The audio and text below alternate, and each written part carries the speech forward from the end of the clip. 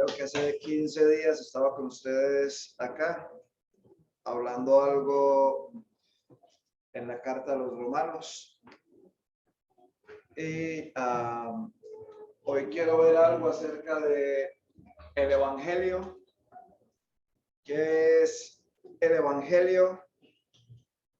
Y algunas razones por las cuales nosotros deberíamos evangelizar o anunciar el Evangelio. Tengo una pregunta y es, bueno, ese tema lo di en Armenia hace 8 días. Me parecía prudente dar acá algo de eso con otras cositas que he ido agregando.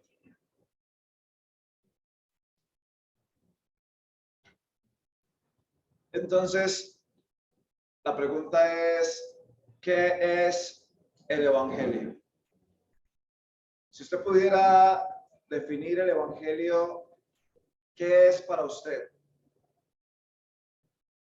Sabemos que significa buenas nuevas, ¿cierto? La palabra, dicen los que han estudiado, los estudiosos del griego, dice que significa buenas nuevas o buenas noticias de salvación. Pero para usted, ¿qué es el Evangelio? No sé si alguna vez se ha preguntado, Andrés. El perdón de Dios. Pero el Evangelio, dice Andrés, que es el perdón de Dios. A ver, otro varón en la comunión que pueda definir qué es el Evangelio.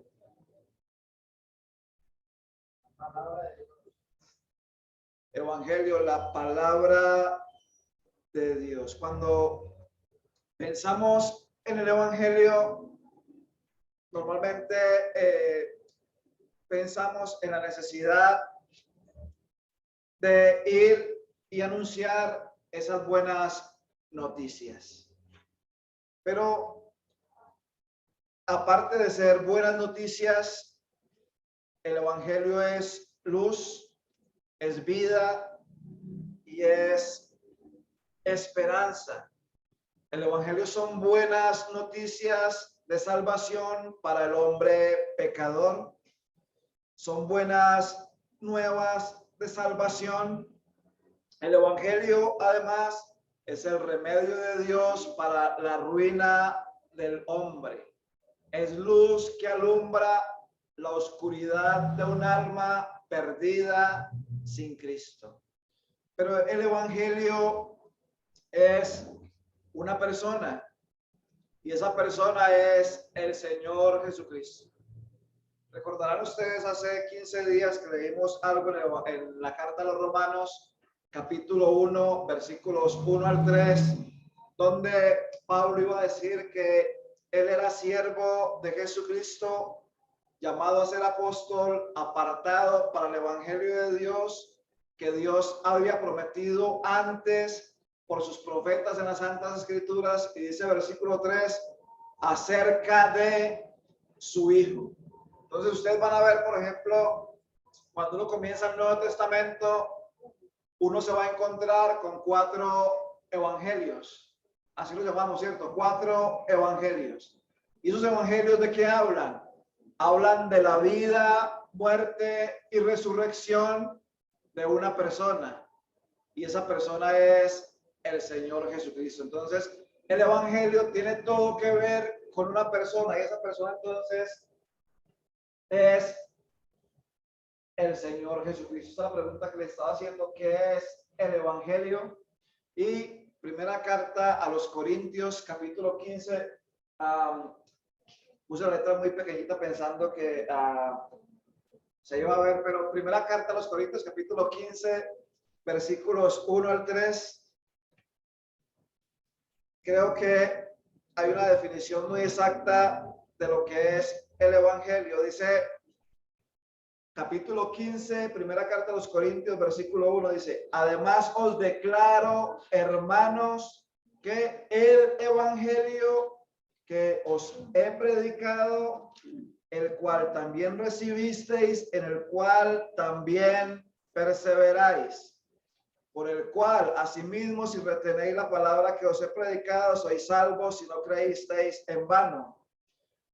Porque primeramente os he enseñado lo que asimismo recibí, que Cristo murió por nuestros pecados conforme a las Escrituras y que fue sepultado y que resucitó al tercer día conforme a las Escrituras. Entonces, este es en sí el Evangelio. Tiene que ver con el Señor Jesucristo, tiene que ver con su vida, tiene que ver con su muerte y tiene que ver con su resurrección de entre los muertos. Cuando pensamos en el Evangelio, obviamente tenemos que pensar en el Señor Jesucristo, porque no puede haber Evangelio o buenas noticias aparte del Señor Jesucristo. Es que no las puede haber. Y otra cosa que me parecía importante entonces es que usted y yo podamos entender qué es un pecador. Prometo la próxima, dentro de un año, que vuelva a poner la letra mucho más grande para que puedan ver. Pero, ¿qué es un pecador? Y Watchman Nee, un hombre que creció en la China continental y que murió en la cárcel por predicar el Evangelio, este hombre tiene un libro llamado El Evangelio de Dios. Y ahí él va a hacer una diferencia entre el pecado, los pecados y el pecador. Si lo pueden conseguir, se lo recomiendo, es bastante interesante. Pero ¿qué es entonces un pecador? ¿Será que un pecador es una persona que peca? ¿Qué dicen ustedes? ¿Un pecador es una persona que peca? Sí. Bueno, sí, puede ser, otros no tengo ni idea tal vez, pero si no entendemos qué es un pecador, ¿cómo vamos a poder anunciar el Evangelio? ¿Cómo vamos a ir a llevar la buena noticia si no sabemos qué es un pecador, verdad?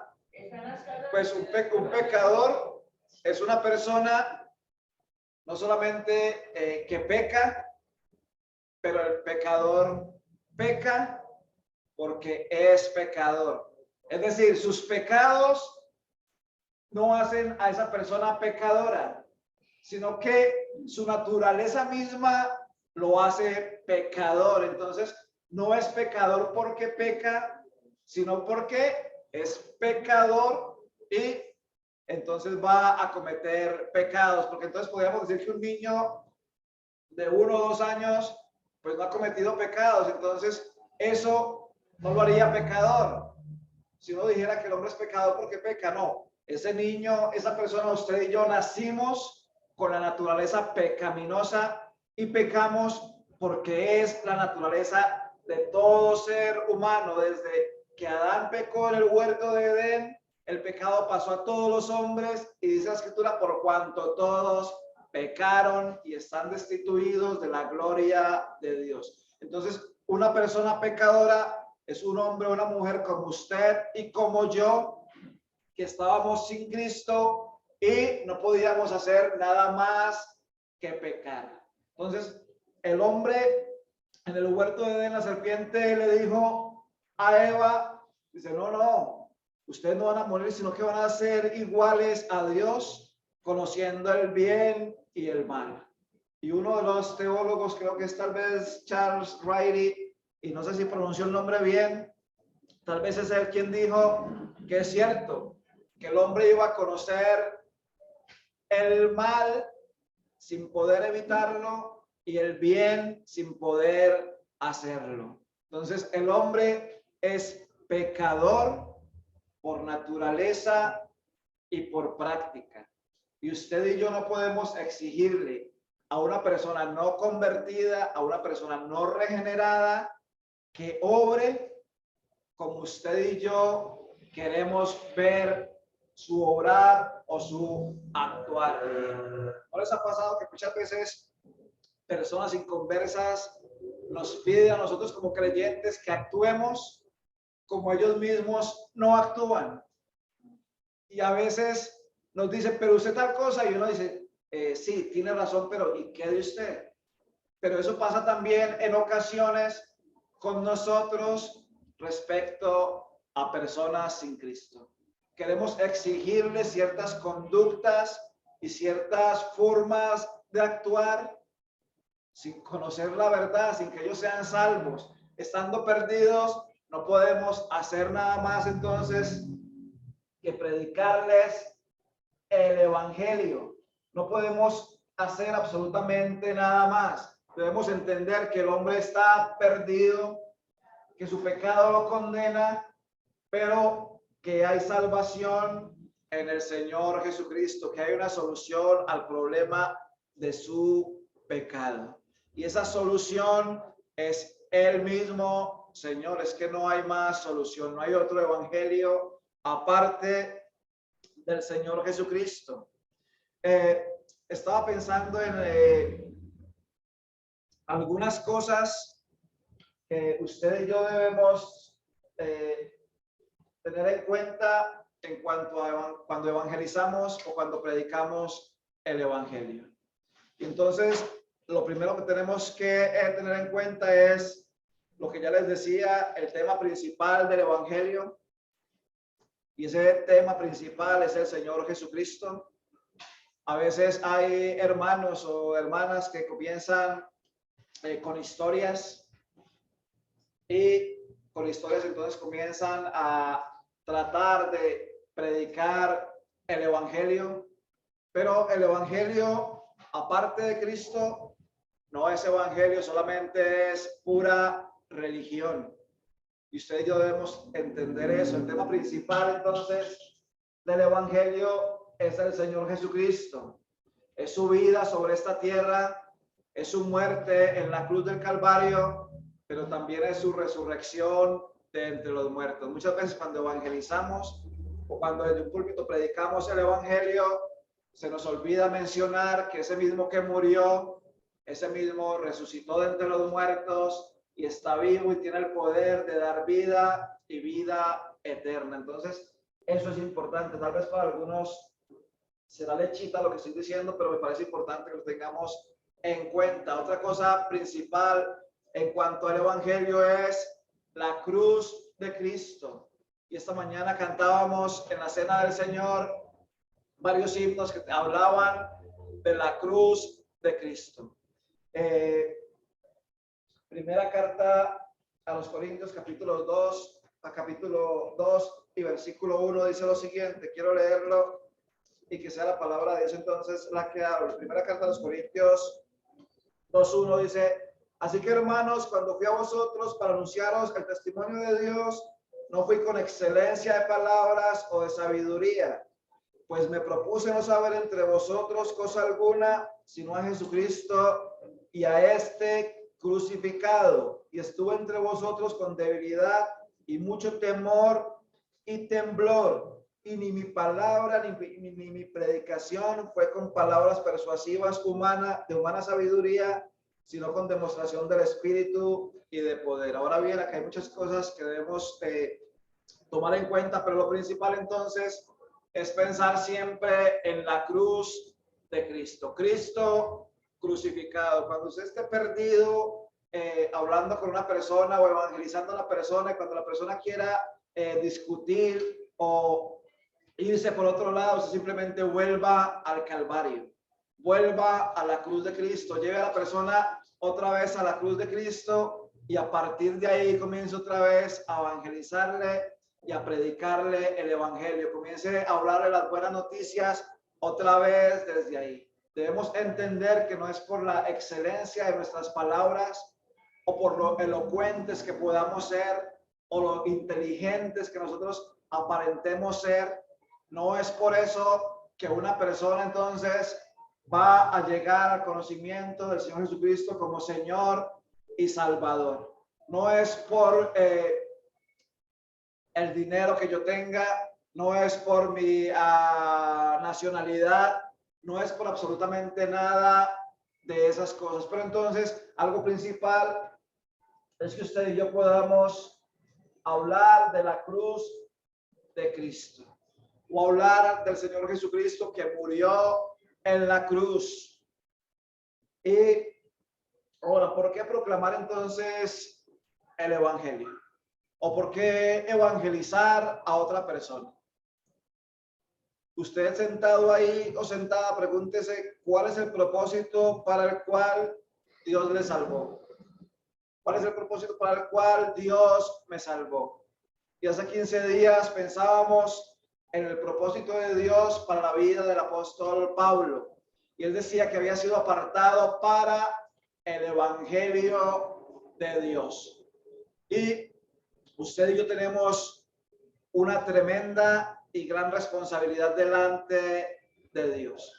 Entonces, ¿por qué hacerlo? Primero porque es un mandamiento. Es un mandamiento directo del Señor Jesucristo. Marcos capítulo 16, el Evangelio de Marcos capítulo 16 y versículo 15.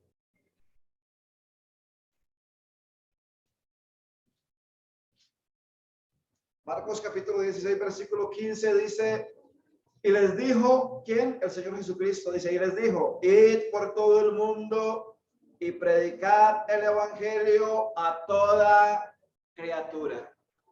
Y este era un mandato para los apóstoles en aquellos días, pero se constituye en un mandato también para nosotros al día de hoy. Esa es la gran comisión. Marcos 16, versículo 15. La gran comisión, el gran mandamiento de nuestro Señor Jesucristo. Y Él les dice entonces allí, id y predicad el evangelio a los que ustedes les caiga bien, a los que ustedes les parezca que deben hacerlo, a los que tengan más plata, no a los reyes, a los que sean de eminencia, no, la palabra de Dios dice a toda criatura. Entonces, en cuanto a eso, usted y yo debemos entender que es un mandato y un mandato que no hace acepción de personas. Es un mandato. Yo me pregunto a mí mismo, me estaba preguntando y cuestionando mucho en cuanto a eso, ¿qué tanto de ese mandato estoy obedeciendo yo en mi vida? Ustedes se acuerdan en el Antiguo Testamento de unos hombres leprosos que habían sido sacados fuera de la ciudad y Jerusalén estaba sitiada por un ejército, no recuerdo, tal vez los asirios, como cosa rara sería, que estaban sitiando a Jerusalén y estaban esos leprosos allá afuera. Y Dios había dado gran salvación y había hecho que ese ejército se matara entre ellos, pero adentro en la ciudad, detrás de los muros, estos judíos estaban allí a punto de morir de hambre. Y estos leprosos se dicen a sí mismos, bueno, vamos a ese campamento de ejército extranjero. Y si morimos allá, pues que muramos. Cuando ellos van allá, encuentran un gran botín, un gran despojo, encuentran que todo ese ejército está muerto. Y ellos dicen, bueno, vamos a anunciar las buenas nuevas a la ciudad, vamos a anunciar esas noticias de que hay provisión, de que pueden salir y pueden ir entonces y disfrutar de la comida que está allí. Yo lo estoy parafraseando más o menos para no buscarlo. Entonces, estos leprosos van a la puerta de la ciudad y les hablan y les dicen que hay provisión, que no tienen por qué morirse de hambre encerrados tras esas murallas. Si estos leprosos hubiesen callado, hubiesen dejado toda la provisión para ellos, pues mucha gente allá iba a morir de hambre, habiendo una gran provisión afuera que ellos pudiesen aprovechar. Yo pienso que como creyentes nosotros actuamos peor que esos leprosos muchas veces, porque sabemos que hay provisión, que hay salvación, que hay un mundo moribundo, que hay gentes que necesitan escuchar el evangelio, que necesitan esas buenas nuevas de salvación, que necesitan que en sus vidas haya esperanza, y usted y yo callamos. Y callamos una gran verdad que deberíamos estar anunciando día tras día, y yo soy culpable de eso, pero para ir avanzando y corriendo, porque son varias cosas. Entonces, lo que les decía, no podemos hacer acepción de personas. Y otra razón entonces es porque en el evangelio de Dios, la justicia de Dios se revela.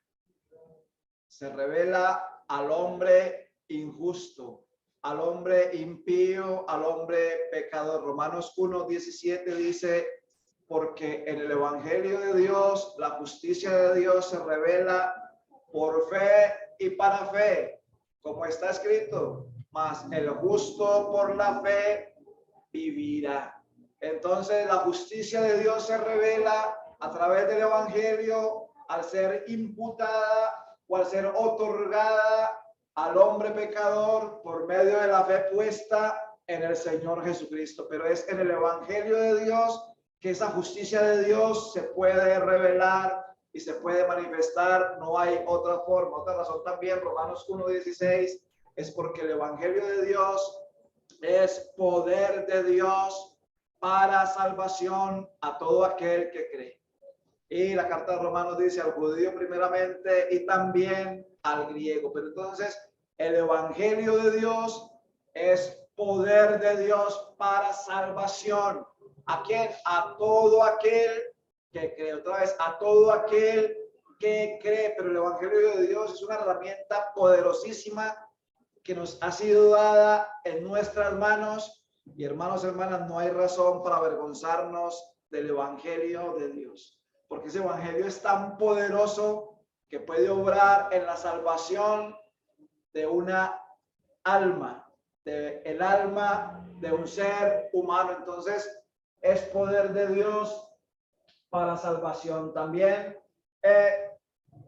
cuando el evangelio es anunciado, cuando predicamos el evangelio, cuando evangelizamos, el nombre de Dios es glorificado.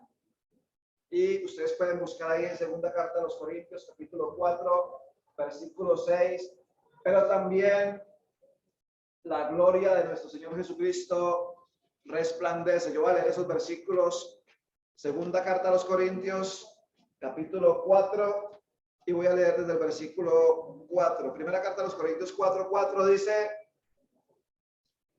en los cuales el Dios de este siglo cegó el entendimiento de los incrédulos. ¿Para qué? Para que no les resplandezca la luz del evangelio de la gloria de Cristo, el cual es la imagen de Dios.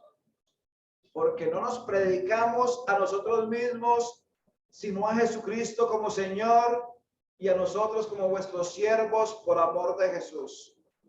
Porque Dios, que mandó que de las tinieblas resplandeciese la luz, es el que resplandeció en nuestros corazones para iluminación del conocimiento de la gloria de Dios en la faz de Jesucristo. No solamente el nombre de Dios es glorificado, pero la gloria de Dios, la gloria del Señor Jesucristo resplandecerá en un corazón que sea alumbrado por la luz del evangelio de nuestro gran Dios y Salvador Jesucristo. Entonces, esas son razones suficientes para que usted y yo anunciemos el evangelio y prediquemos el evangelio. Ahora, algunas cosas que debemos entender cuando estamos evangelizando o cuando estamos predicando el evangelio. Y sacaba esto por cosas que me pasaban a mí cuando era más joven. Algo que no está acá, pero que es importante, es que cuando estamos evangelizando o predicando el evangelio, no estamos anunciando una religión, no estamos invitando a un grupo evangélico o un grupo religioso. Estamos hablando del Señor Jesucristo, predicando que en Él hay perdón de pecados, que hay salvación, que hay vida eterna, pero no estamos anunciando el nombre de la congregación a la cual nosotros asistimos, porque no es así. Dice en Hechos capítulo 2 y versículo 47, quiero leerlo antes de avanzar, pero Hechos capítulo 2, versículo 47 dice lo siguiente. Dice, alabando a Dios y teniendo favor con todo el pueblo, y el Señor añadía cada día a la iglesia los que habían de ser salvos. Realmente el versículo más exactamente diría así, y el Señor añadía cada día a la iglesia los que iban siendo salvos, porque no se puede añadir a la iglesia una persona que no es salva. Cuando esa persona es salva, es el Señor el que la añade a la iglesia, no usted y no yo. Es el Señor el que añade a esa persona a la iglesia. Entonces, cuando anunciamos el evangelio, cuando predicamos el evangelio, no estamos diciéndole, hey, lo invito aquí al local del Parque Cafetero o aquí al local de Calarcá en tal dirección y todo eso. Podemos decirlo si nos preguntan, pero no es el centro de nuestro mensaje, no es lo principal cuando anunciamos el evangelio, porque es el Señor quien se encarga de añadir los que son salvos a la iglesia. Su deber y mi deber es anunciar el evangelio, y si el Señor en su misericordia y en su bondad permite que esa persona o esas personas que han creído el evangelio se congreguen donde nosotros nos congregamos, que Dios sea glorificado por ese hecho, pero no porque yo presiono a una persona para que venga, para que vaya donde yo me congrego. Y sé que esto, algunos tal vez levantaré algunas ampollas con eso en algunos, pero la verdad es que cuando anunciamos el evangelio, cuando predicamos al Señor Jesucristo, no estamos anunciando una religión y no estamos anunciando el nombre de un lugar donde nos congregamos, porque una personalidad jurídica nos exige tener un nombre en la parte de afuera. Verán, hace muchos años en Villavicencio, el Señor nos dio la oportunidad de ir allá a evangelizar puerta a puerta cuando la obra en Villavicencio comenzó.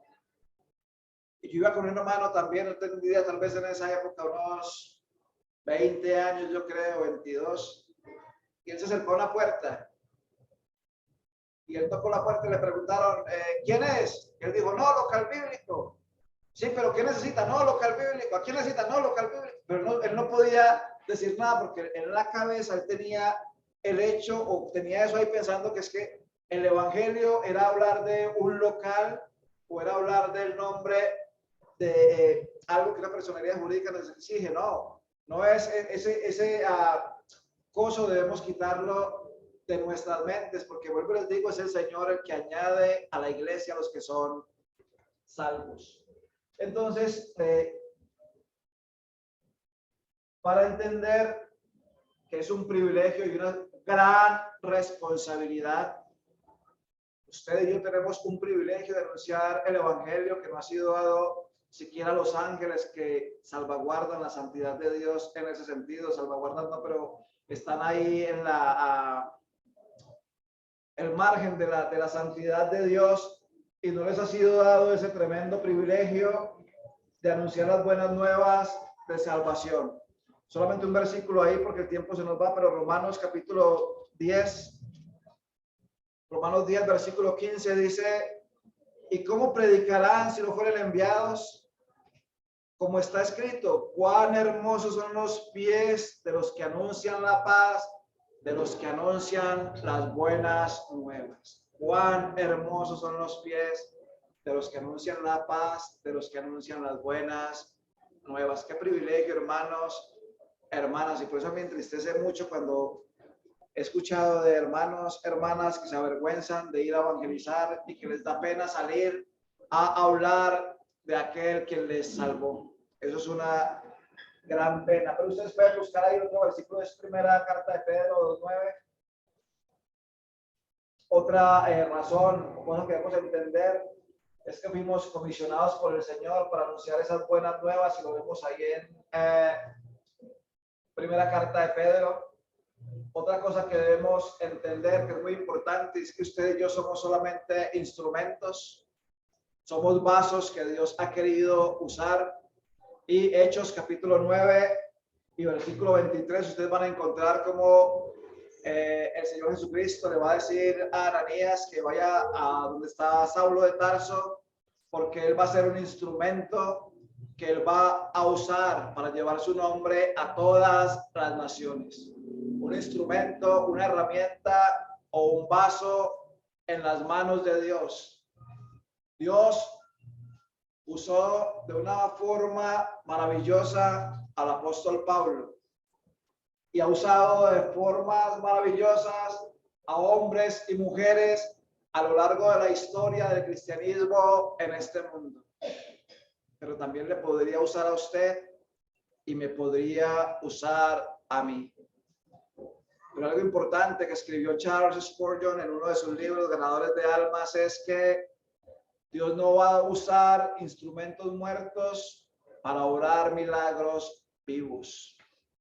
Dios no va a usar instrumentos muertos para obrar milagros vivos. Y entonces somos instrumentos en las manos de Dios. Solamente somos eso y no hay razones para que usted y yo entonces podamos gloriarnos de algo. Lo otro es que no tenemos nada de que gloriarnos. Y si quiero leer este versículo, primera carta a los Corintios, capítulo 9, versículo 16. 9:16 dice: pues si anuncio el evangelio, no tengo de qué gloriarme. ¿Por qué? Porque me es impuesta una necesidad, o me es impuesta necesidad. Y ay de mí si no anuncio el evangelio.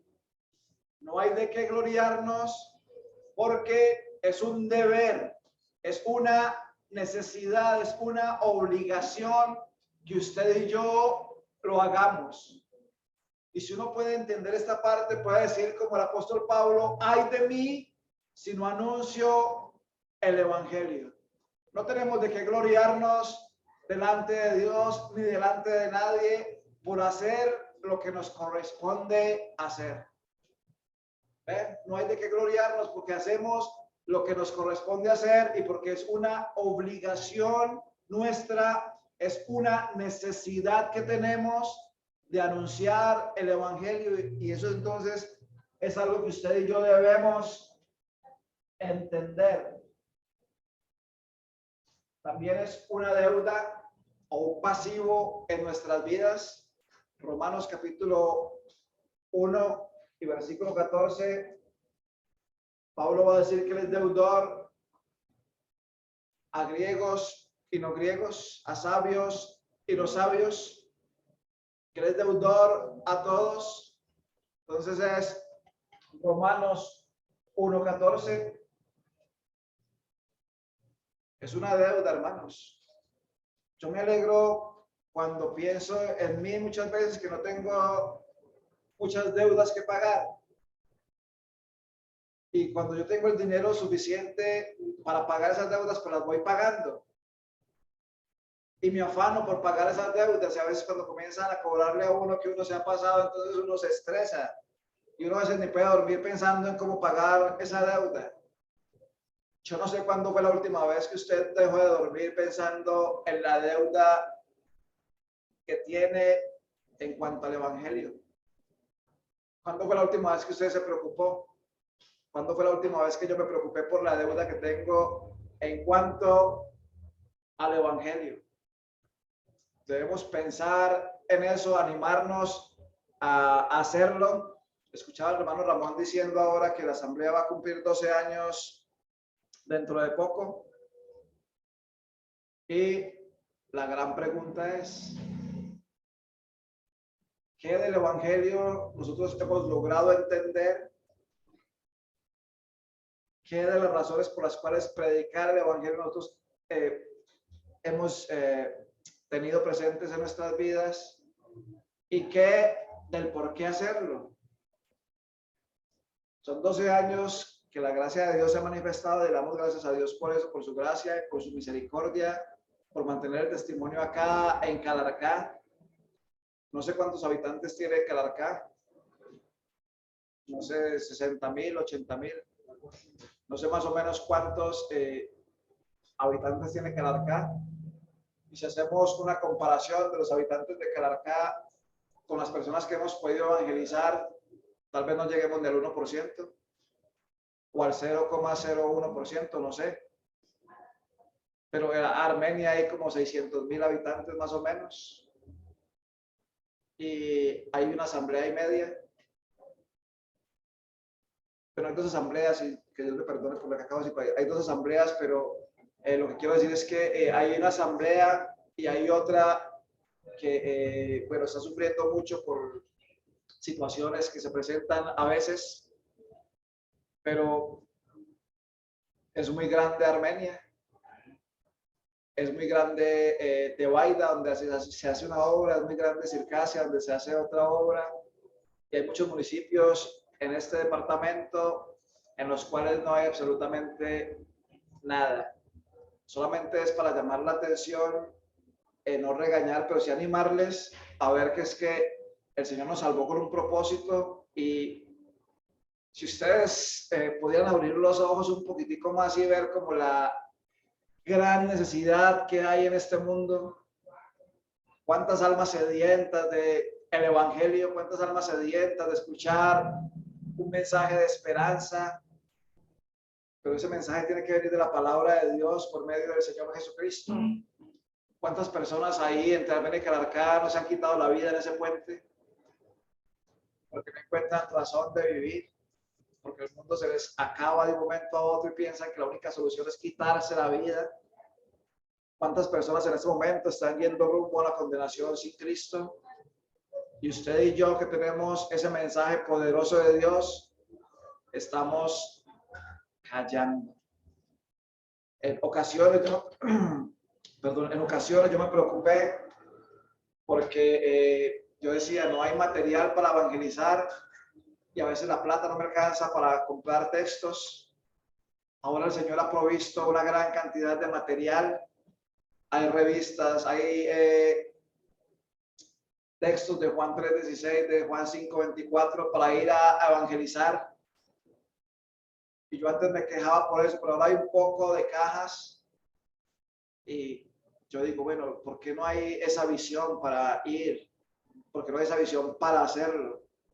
Pero quiero terminar con esto porque el tiempo se me fue ahí. Bueno, más cosas para ver ahí, pero y con el perdón de los líderes de la asamblea local, pero una iglesia nunca va a ser más de lo que son sus ancianos. Y ahí en el Antiguo Testamento leemos que cuando el sacerdote también es el pueblo, uno podría orar, y podemos más bien orar que el Señor dé visión a nuestros ancianos, a nuestros hermanos que están en el liderazgo, para que la iglesia como tal sea una iglesia no quieta, no pasiva, sino una iglesia que se mueva, que vaya y predique el evangelio, que salgamos como hermanos. Hace muchos años salíamos al aire libre a predicar el evangelio, íbamos y repartíamos tratados, y yo me acuerdo que me daba rabia cuando las personas cogían los textos y me los rasgaban y me los tiraban a los pies, y yo estaba y me ponía que hervía desde la rabia que me daba. Y más tarde entendí que mi deber es hacerlo, que mi deber es anunciar el evangelio, que mi deber es evangelizar, entregar un tratado, entregar un folleto, hablar con el que pueda hablar, que esa persona realmente no me está rechazando a mí, pero está rechazando al dador de la vida, al mismo Señor Jesucristo. Yo sueño y oro que el Señor nos regale un alma sola, un alma en cada municipio de este departamento, y que donde hay asamblea los creyentes puedan ser motivados por el Espíritu Santo de Dios para ir y predicar el evangelio, para ir y anunciar las buenas nuevas de salvación. Yo mismo estoy en un proceso en mi vida en el cual tengo que entender la necesidad urgente que hay de proclamar el evangelio. Hermanos, hermanas, este mundo va al fracaso, este mundo va en picada libre a la destrucción, pero hay algo que me ocurrió ya para terminar, y siempre digo como 3 veces y nunca termino, pero en Tebaida, donde vamos, con un hermano decidimos ir a evangelizar, y queríamos ir a recorrer como 4 cuadras ahí para arriba. Pero llegamos en 1 hora y media a 3 casas. Y justo en 3 casas habían 3 jóvenes interesados en escuchar la palabra de Dios, interesados en el evangelio. Y yo me quedé sorprendido por mi pasividad, pero porque, hermanos y hermanas, de verdad, aunque no parezca, hay mucha sed del evangelio. Hay mucha sed del evangelio, y usted y yo tenemos el poderoso mensaje de Dios para poderlo compartir con otras personas. Y solamente ruego que el Señor nos ayude a poder ver más allá de nuestra comodidad y a poder ver más allá de tal vez una pena que le pueda dar a usted, o que alguien se burló, o que alguien le dijo que está loco, o quítese de acá, o yo qué sé, pero hacerlo. A una amiga en estos días le dijeron: usted es una fastidiosa, porque estaba compartiendo algo acerca de su fe, porque dijo a esa persona que ella creía que Dios era diferente a lo que ellos hacen. Y usted es una fastidiosa, usted es como fulanitos que son unos fastidiosos, ahí no fastidie. Pero por eso entonces usted va a dejar de hacerlo. Cuando nuestro Señor lo clavaban en la cruz, Él decía: Padre, perdónalos, porque no saben lo que hacen. Y si Él lo podía decir, ¿cuánto más usted y yo entonces en cuanto a eso? El Señor nos ayude. Si quieren, les dejo ahí el material para que lo vean, y vamos a orar para no robarles el tiempo más. Padre, te agradecemos por tu palabra, porque ya es verdad. Gracias por el poderoso mensaje de salvación que has puesto a nuestra disposición. Ayúdanos a no avergonzarnos de nuestro Salvador jamás, a poder hablar con todo aquel que nos demande razón de nuestra fe, y con el que no lo haga también. Padre, que podamos entender la gran deuda que tenemos en cuanto al evangelio, que podamos entender la responsabilidad y el privilegio enorme que tú nos has dado. Padre, que tu Santo Espíritu nos despierte a poder hacer algo, a proclamar las buenas nuevas de salvación. Padre, rogamos por este departamento, por las iglesias que hay establecidas. Oramos por la asamblea acá en Calarcá, que tú le sigas guardando, le sigas ayudando como lo has hecho en estos 12 años. Que, Padre, puedas levantar hombres y mujeres que te amen, hombres y mujeres temerosos de ti, que quieran servirte, que quieran honrarte, que quieran glorificarte con sus vidas. Y, Padre, tú podrías hacer inmensidad de cosas con personas que se dispongan para ti. Padre, queremos encomendar entonces las demás asambleas en este departamento en tus manos. Oramos que envíes obreros a tu mies. La mies es mucha, los obreros pocos. Y, Padre, pareciera en los últimos días que nadie quisiera ir a hacer la labor, que nadie quisiera ir a tu mies, pero rogamos que los ayudes como Isaías, cuando preguntaste a quién enviaré y quién irá por nosotros, que podamos decir: heme aquí, envíame a mí. Oramos en el nombre de su Señor Jesucristo. Amén.